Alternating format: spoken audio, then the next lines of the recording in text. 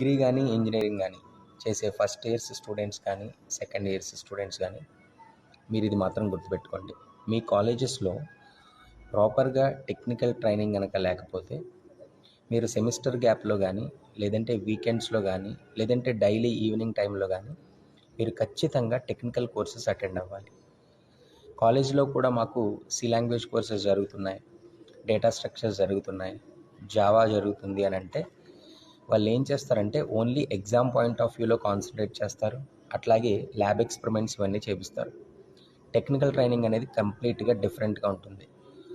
ఒకవేళ set of people బయట నుంచి వచ్చి మీకు టెక్నికల్ ట్రైనింగ్ చేస్తున్నారు అని అంటే well and good.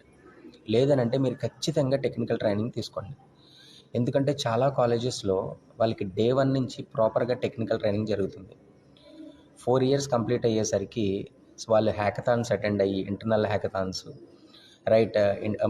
External hackathons ఇవన్నీ అటెండ్ అయ్యి వాళ్ళు ఏం చేస్తున్నారంటే 4 ఇయర్స్లో కంపెనీకి ఏదైతే టెక్నికల్ నాలెడ్జ్ కావాలో ఆ నాలెడ్జ్ అంతా గెయిన్ చేస్తున్నారు.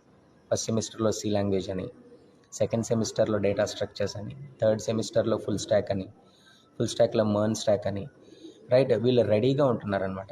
అందుకనే కంపెనీస్ డైరెక్ట్గా చాలా కాలేజెస్ నుంచి డైరెక్ట్గా రిక్రూట్ చేసుకుంటుంది. మనం ఏమనుకుంటామంటే కాలేజెస్లో ఎక్కువ ఫీ పే చేశారు కాబట్టి వాళ్ళని కంపెనీస్ వచ్చి రిక్రూట్ చేసుకుంటున్నాయని అనుకుంటారు. కానీ అదంతా అబద్ధం.